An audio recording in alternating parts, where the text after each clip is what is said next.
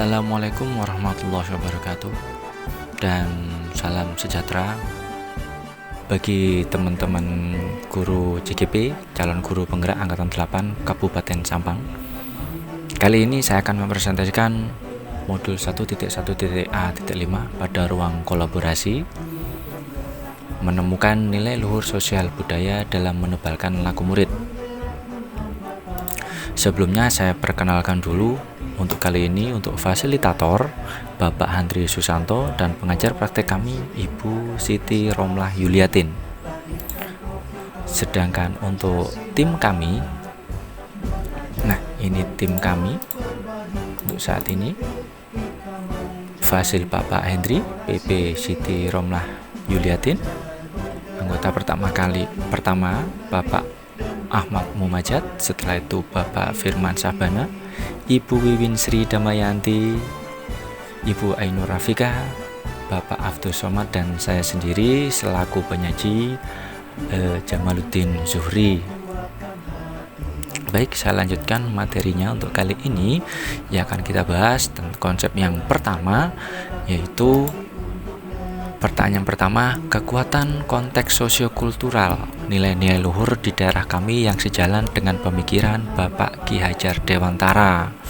Itu yang ada pada daerah kami. Yang pertama, usulan yang pertama dari teman-teman kami adalah nilai luhur budaya yang terdapat. Yang pertama, ada menghormati orang tua, sopan santun, gotong royong, tidak membedakan ras satu sama lainnya, taat kepada bapak ibu guru, dalam hal ini taat pada sifat-sifat yang positif ya, otomatis. Setelah itu demokratis dan berani mengakui kesalahan sesuai dengan semboyan Madura, handap asor. Berani mengakui kesalahan, berarti kalau memang salah ketika ditegur berarti dia memang mengaku benar-benar melakukan kesalahan itu gitu. Nah, setelah itu adalah yang mungkin tentang program ramah anak. Semuanya memang termasuk pada program ramah anak dari SMP 2 Kedungdung. Jadi nilai budayanya menghormati orang tua, sopan santun, gotong royong, tidak membedakan ras, taat pada guru. Itu juga termasuk kekuatan konteks sosiokultural nilai-nilai luhur di daerah kami yang sejalan dengan pemikiran Bapak Ki Hajar Dewantara, terutama di daerah Sampang atau di daerah Madura. Berikutnya untuk yang selanjutnya, jawaban berikutnya di sini ya, ini soal yang sama, tentu saja dengan jawaban yang berbeda tetap kami sampaikan ya. Apa kekuatan sosiokultural di daerah Anda yang sejalan dengan pemikiran Ki Hajar Dewantara? Ya, yang pertama jawaban yang di situ, yang kedua konteks sosiokultural di daerah saya yang sejalan dengan pemikiran Ki Hajar Dewantara adalah nilai luhur budaya. Contohnya menghormati orang tua, sopan santun, gotong royong, tidak membedakan ras, sama ya berarti dengan yang tadi. Kita lanjutkan untuk yang berikutnya mungkin. Nah ini, tunggu sebentar. Nah ini yang kedua ya. Pertanyaan yang kedua, bagaimana pemikiran Ki Hajar Dewantara dapat dikontekstualkan sesuai nilai luhur kearifan budaya pada daerah asal yang relevan menjadi penguatan karakter murid sebagai individu sekaligus sebagai anggota masyarakat pada konteks lokal budaya, sosial budaya di daerah Anda ya. Saya bacakan pemikiran Ki Hajar Dewantara yang dapat dikontekstualkan ya. Yang pertama, di mana guru harus mampu menuntun siswa agar menemukan keselamatan dan kebahagiaan selaras dengan program yang dijalankan di sekolah, terutama agar mampu secara akademik maupun secara non-akademik mengutamakan budi pekerti, diantaranya menghormati orang tua, sopan santun, gotong royong, tidak membedakan ras, taat pada guru, seperti yang pada jawaban pada pertanyaan yang pertama. Jadi di sini mana aja yang bisa dikontekstualkan ya, seperti itu. Nah, di situ lagi untuk yang kedua, paragraf kedua, pemikiran Ki Hajar Dewantara ing ngarsa sumtulodo ing madya mangunkarsa tutwuri handayani. Guru dapat memberikan contoh dengan berdiri di depan kelas dan memulai salam. Jadi memulai salam ketika mulai awal pembelajaran biasanya.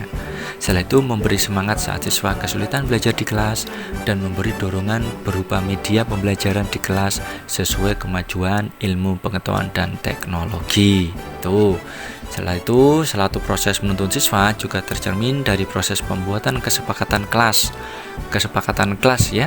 Kesepakatan kelas itu berarti kesepakatan yang dibuat pada awal-awal masuk kelas, atau mungkin agar anak-anak itu sepakat mana yang bisa atau boleh dilakukan dan mana yang tidak boleh dilakukan ketika dalam pembelajaran di dalam kelas, seperti itu.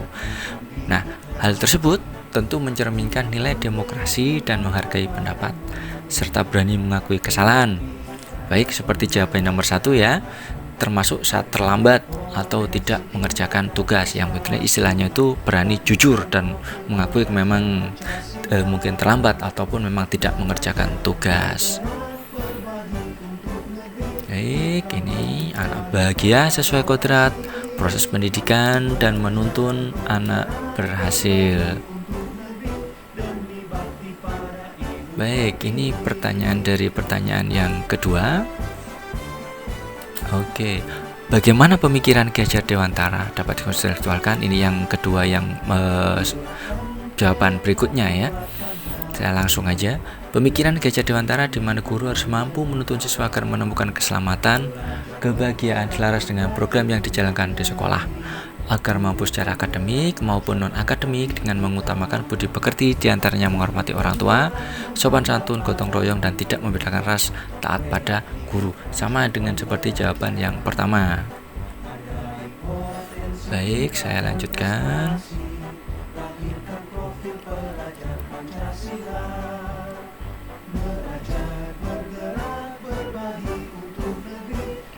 Untuk yang pertanyaan ketiga, ini pertanyaan yang terakhir Bapak Ibu ya.